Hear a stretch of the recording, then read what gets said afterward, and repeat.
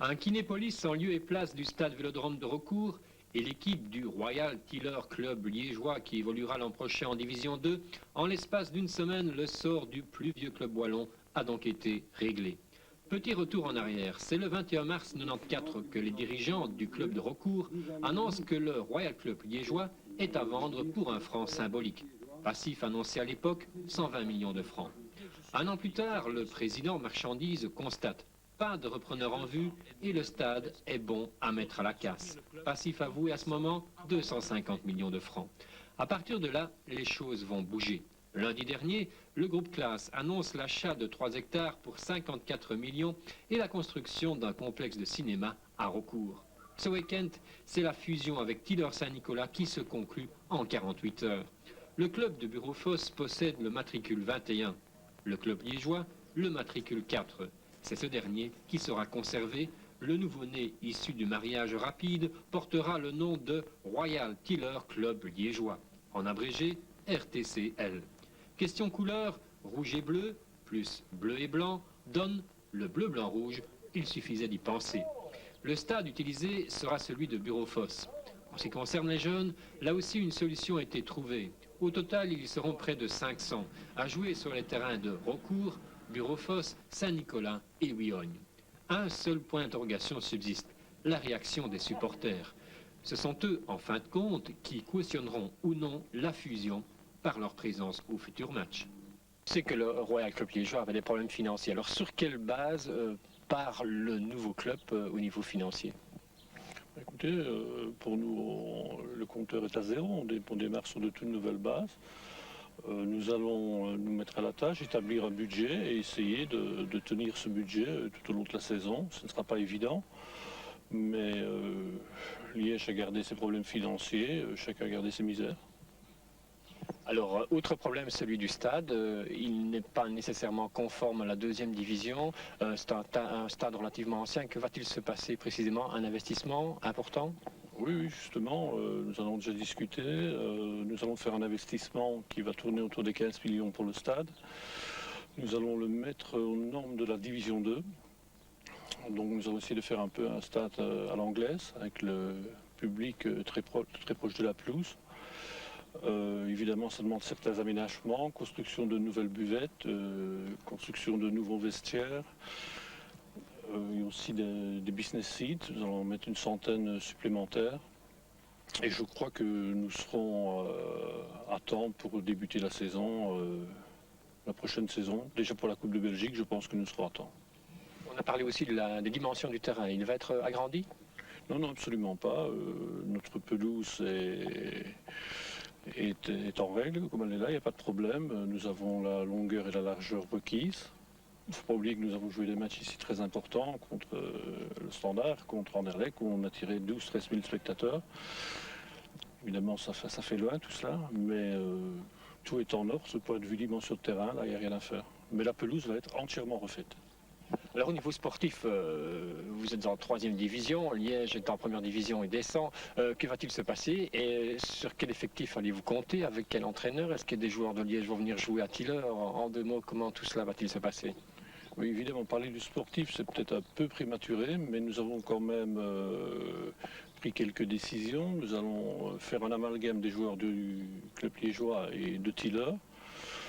Ce sera pratiquement moitié-moitié. Et ensuite, nous devons prendre contact directement avec M. Bocard, ce que nous allons faire dans les prochaines heures, parce que M. Bocard a encore un autre contrat au Royal Football Club liégeois.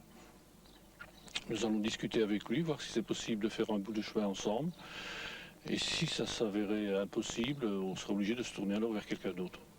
Le problème d'une fusion, c'est toujours un problème délicat. Tiller a déjà fusionné avec Saint-Nicolas. Est-ce qu'on peut considérer que cette fusion-là a réussi? Et quels sont, entre guillemets, les atouts que vous avez pour réussir cette nouvelle fusion, qui est importante parce que le Royal Club liégeois était quand même le plus ancien club wallon? Oui, bien sûr, mais la fusion avec Saint-Nicolas, je n'étais pas là, c'était mon prédécesseur. Je ne pense pas que cette fusion ait été une grande réussite. Maintenant, la fusion avec le Royal Football Club liégeois, c'est deux anciens matricules, deux vieux matricules qui s'associent. Je pense que c'est une bonne chose, surtout pour le foot en Wallonie, je pense que c'est bien. Et je crois que ça va réussir parce que j'ai senti une envie chez les administrateurs du Football Club Liégeois de réussir quelque chose avec nous. C'est très positif. Je crois que tout le monde va nous aider. Le bourgmestre, les édiles communaux, on les a rencontrés hier. Ils sont avec nous. Ils veulent participer à la rénovation du stade. Ils veulent vraiment faire un effort. Je crois que si tout le monde y met un peu du sien, le pari peut tenir la route. C'est ce qu'on appelle reprendre la balle au bond. 4 jours à peine après l'annonce du mariage entre Tiller et Liège, le bourgmestre de Saint-Nicolas, Patrick Avril, encore tout ému, offre le cadeau de bienvenue au futur Tiller Club liégeois. Ainsi, c'est promis, le nouveau locataire de Bureau-Fosse ne paiera pas de loyer. Dans la foulée, le Mailleur a aussi dévoilé 2 bonnes nouvelles. L'aménagement de 4 terrains sur le site charbonnier du Bonnet, ainsi que le début imminent des travaux aux alentours du stade. On va entre autres créer des parkings et rénover la voirie. Le stade lui-même subira un véritable lifting, une nouvelle pelouse, construction d'une centaine de business sites supplémentaires, séparation des tribunes pour améliorer la sécurité. L'éclairage, c'est pas pour tout de suite, mais la saison prochaine, les matchs se disputeront le dimanche après-midi. Sur le plan sportif, justement, le Tiller Club liégeois se fixe comme objectif de rester en Division 2. Les joueurs perdront leur statut de professionnel, mais qui fera partie du futur noyau et surtout qui sera le nouvel entraîneur? Trop tôt encore pour le dire. On attend la décision de Daniel Bocard, l'actuel coach des Rouges et Bleus.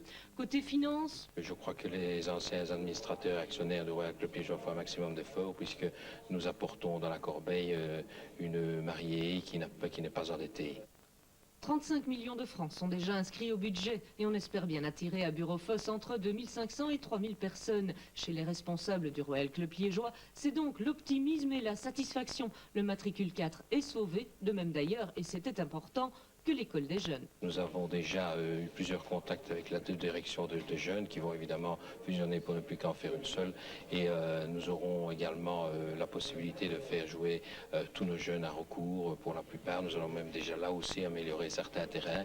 Et nous aurons probablement le plus gros effectif de jeunes footballeurs du pays l'année prochaine puisque nous sommes déjà certains de mettre 41 équipes sur le terrain. Alors, rose l'avenir du RTCL? Pas tout à fait. Au rayon des supporters, on a tout de même perçu cette semaine quelques grincements de dents. Nous avons eu de nombreux témoignages de sympathie et probablement même il va s'organiser une conférence de presse de supporters qui trouvent que cette fusion est une bonne chose. Donc effectivement, je peux comprendre par ailleurs que certains soient un peu meurtris par cette chose-là, mais à partir du moment où jeudi dernier, nous nous sommes rendus compte que le site de Németh était impossible à pratiquer vu, disons, la position que la province et la région wallonne avaient adoptée. Quand on pense d'un autre côté que le championnat démarre dans 2 mois et demi, nous devions absolument trouver une solution.